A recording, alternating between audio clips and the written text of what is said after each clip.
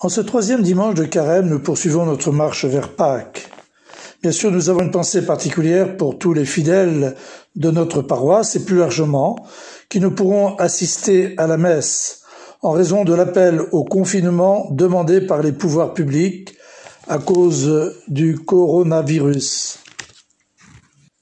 Beaucoup vont vivre, sans doute pour la première fois, ce qu'on appelle la communion spirituelle, c'est-à-dire s'unir à Jésus-Christ présent dans l'Eucharistie, non pas en le recevant sacramentellement, mais par le désir procédant d'une foi animée par la charité.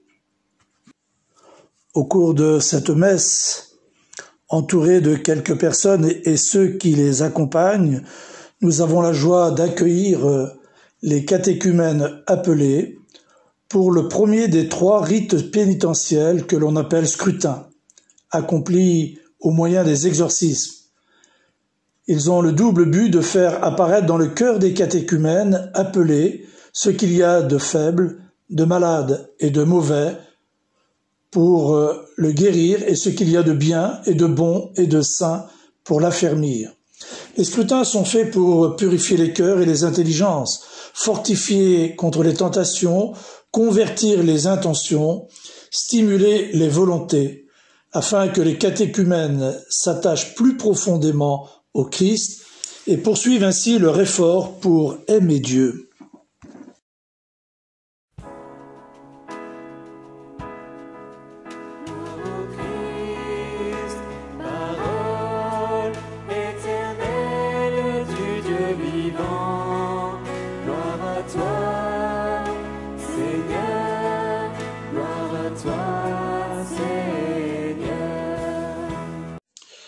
Frères et sœurs, comme je vous le disais au début de cette messe, nous avons la joie d'accueillir les catéchumènes de notre paroisse, qui recevront au cours de la veillée pascale les 3 sacrements de l'initiation chrétienne, baptême, confirmation et Eucharistie. Ils pourront ainsi vivre pleinement en enfants de Dieu et devenir disciples missionnaires. Pour accompagner leur itinéraire spirituel qui les conduira au baptême, l'Église nous donne de vivre la célébration des 3 scrutins avec leur exorcisme. Il s'agit de fortifier et préparer leur cœur à recevoir les dons du Seigneur.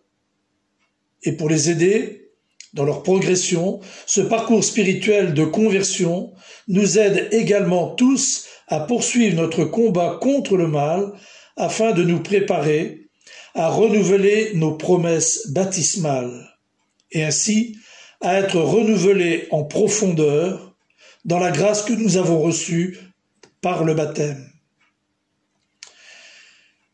Les scrutins donnent aux futurs baptisés la force du Christ, qui est pour eux, comme pour tous les baptisés, le chemin, la vérité et la vie.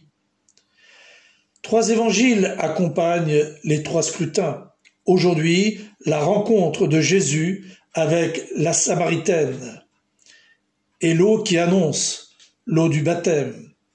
Dimanche prochain, 4e dimanche de Carême, la guérison de l'aveugle-né qui découvre la lumière de la foi. Puis le 5e dimanche de Carême, la résurrection de Lazare qui préfigure notre propre résurrection. Aujourd'hui, la rencontre inattendue de Jésus, un juif, avec une femme de Samarie. Cette rencontre bouleversante transforme la vie de cette femme. Tout commence par la demande que Jésus lui adresse, alors qu'il est fatigué par la route, et lui demande à boire. Progressivement, cette femme reconnaît en lui le Messie, et lui, Jésus, révèle qu'elle a une soif plus profonde, et lui fait la promesse d'une eau vive.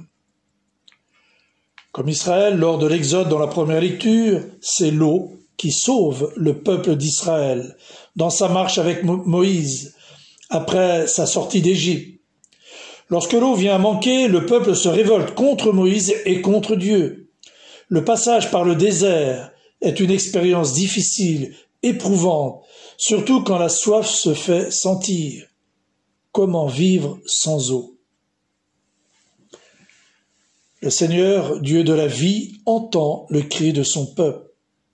Comme un père soucieux de ses enfants, il leur donne l'eau sans laquelle la vie n'est pas possible, et la nourriture qui permet de reprendre des forces et de poursuivre leur marche jusqu'au Sinaï. La soif révèle aussi une lassitude spirituelle et engendre la fatigue de se trouver dans un désert, un monde stérile et menaçant. Pourtant, même dans une telle sécheresse, alors qu'il n'y a rien pour se nourrir et se désaltérer, comme dans le récit de l'Exode, Dieu nous invite à la source et à creuser en nous pour atteindre la source rafraîchissante de la vie divine. Dans la deuxième lecture, l'apôtre Paul a compris que le rocher d'où a jailli l'eau, c'était le Christ. Le Christ qui répond à notre soif d'aimer et d'être aimé. Auprès de lui et en lui, nous trouvons la source de la vraie vie.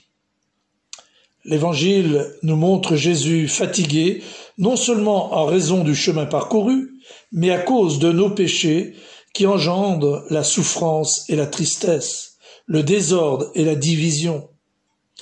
Jésus vient nous libérer de nos enfermements et de nos égarements.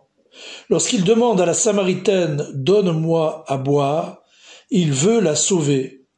Et progressivement, il nous révèle qu'il est le Messie sauveur.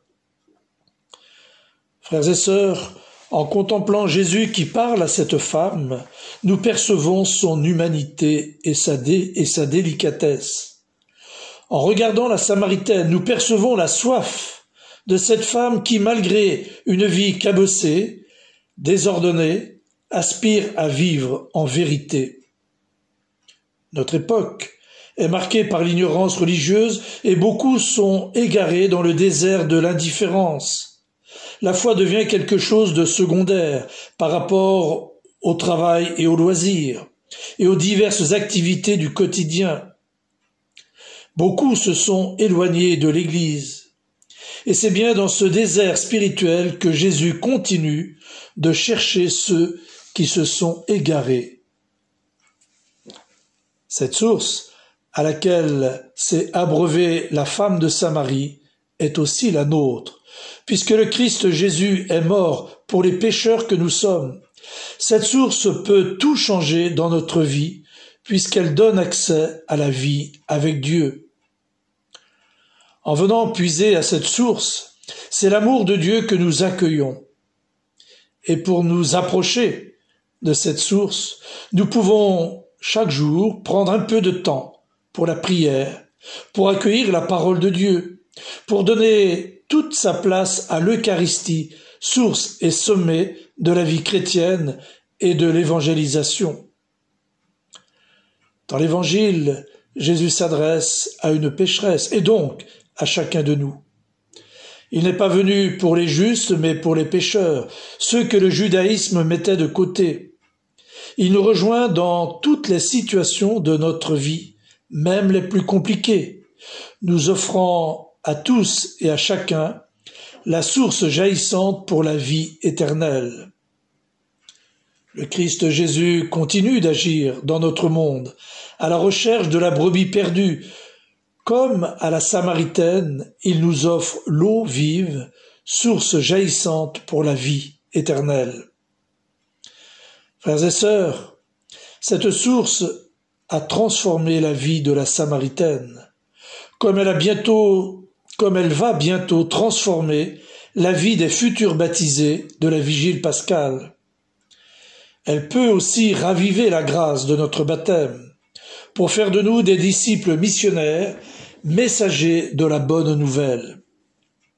Prions l'Esprit Saint de réveiller en nous la mémoire de notre baptême, ce jour où nous avons été plongés dans la mort de Jésus pour renaître à la vie nouvelle et éternelle.